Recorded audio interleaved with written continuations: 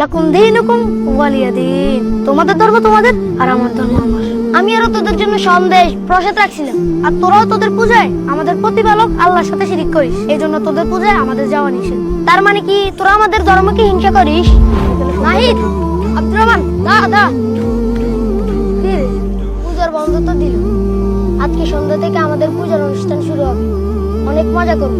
কিন্তু স্কুল বন্ধ হলে তো তোদের দেখা পাবো না, তাই মনটা খারাপ রে। আরে প্রদীপ, মন খারাপের কি আছে? মাত্র কয়টা দিন তো। হ্যাঁ, নাহিদ তো ঠিকই বলছে, এক সপ্তাহ পরে তো আবার দেখা হবে। আচ্ছা, একটা কাজ করলে কেমন হয়? পূজাতে তোদের দাওয়াত রইলো, তোরা আমাদের বাড়িতে চলে আসিস, তোদেরকে নিয়ে অনেক মজা করব। আচ্ছা, তাই হবে, আমরাও যাবো তোদের পুজোতে। কি বলিস নাহিদ? আমি যেতে পারি কিনা শিউর না রে, আমার বড় ভাই মনে হয় না যেতে দিবে। আরে দিবে না, তোরা তো পূজা করবি না, শুধু দেখবি। আরে দিবে দিবে, না দিলে তুই চুরি করে চলে আসিস, আমি রাস্তার মোড়ে তোর জন্য অপেক্ষা করবো। আচ্ছা ঠিক আছে, তুই আমার জন্য অপেক্ষা করিস, আমি সহমত চলে আসবো। ওকে। নাহিদ, এত তাড়াহুড়ো করে কোথায় যাও? আমার একটা হিন্দু ক্লাসমেট আছে, আমাকে আর আব্দুর রহমানকে ওদের পূজাতে দাওয়াত দিছে। আচ্ছা আমরা সবাই যাব, মানে ওদের পূজা দেখতে যাবো আর কি। আচ্ছা নাহিদ, বলো তো পূজা কাদের উৎসব? হিন্দুদের। হিন্দুদের। মুসলমানদের উৎসব কি কি? ঈদুল ফিতর আর ঈদুল আজহা। তোমার হিন্দু বন্ধু কি কখনো আমাদের ঈদুল আজহা আসছিল? না। তাহলে তুমি কেন তাদের উৎসবে যাবা? আমরা আমাদের কোরবানিতে যে গরু জবাই করি তাকে তারা কি বলে ডাকে জানো? জি জানি, মা বলে ডাকে। ওরা জানে ওদের মাকে জবাই করা হচ্ছে, তাই ওরা কোরবানিতে আসে না। আর তুমি জানো না পূজাতে ওরা আল্লাহর সাথে শিরক করে? তাহলে তোমরা কেন সেখানে যাবা? ভাইয়া, আমরা তো পূজা করতে যাব না, প্রদীপ দাওয়াত দিছে তাই যাব। তোমরা পূজা করবে না, সিজদা করবে না, ঠিক আছে, কিন্তু যেখানে আল্লাহর নামে শিরক হয় সেখানে যদি আল্লাহ তৎক্ষণাৎ আযাব অথবা গজব নাজিল করে, তখন কে আযাব গজব দেখবে? তোমরা কি পূজা দেখতে গেছো না পূজা করতে গেছো? মনে যদি আল্লাহর আযাব অথবা গজবের ভয় না থাকে তাহলে পুজোতে যাও, নাইলে যেও না। না না ভাইয়া, কি বলে? আল্লাহর গজবে কেন থাকবো? আল্লাহর গজব কিভাবে সহ্য করবো? এবং সেখানে কিন্তু গান বাজনা হবে, যেটা ইসলামে কঠোরভাবে নিষেধ। আল্লাহকে ভয় করো, মনে রাখবা আল্লাহর সামনে কিন্তু একদিন আমাদের সবাইকে উপস্থিত হতে হবে।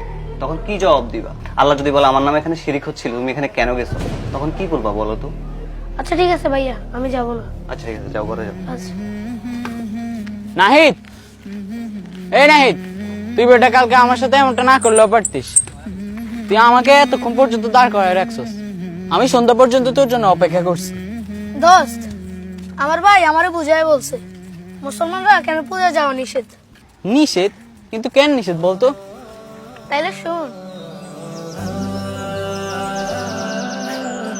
নাহিদ, আব্দুর রহমান, দা কি রে, তোদেরকে এত করে বললাম পূজা আসতে, তোরা আসলি না কেন? প্রদীপ, সরি রে, আমাদের নিষেধ ছিল। কিসের নিষেধ? কে নিষেধ করছে? আমি আরো তোদের জন্য সন্দেশ, বিভিন্ন রকমের ফল প্রসাদ রাখছিলাম, তোরা আসবি মজা করব, কিন্তু তোরা আসলি না, এটা হইলো? তা বল, কে মানা করছে আসতে না? আমাদের ধর্মে নিষেধ আছে রে। আমরা যেমন কোরবানি দিয়ে তোদের ধর্মের গুরুত্বপূর্ণ একটা পশুকে জবাই করি, এই জন্য তোরা আমাদের উৎসবে আসিস না। আর তোরাও তোদের পূজায় আমাদের প্রতিপালক আল্লাহর সাথে শিরিক করিস, এই জন্য তোদের পূজায় আমাদের যাওয়া নিষেধ। শিরিক? শিরিক আবার কি? আল্লাহর সাথে কাউকে মিলানোই হচ্ছে শিরিক।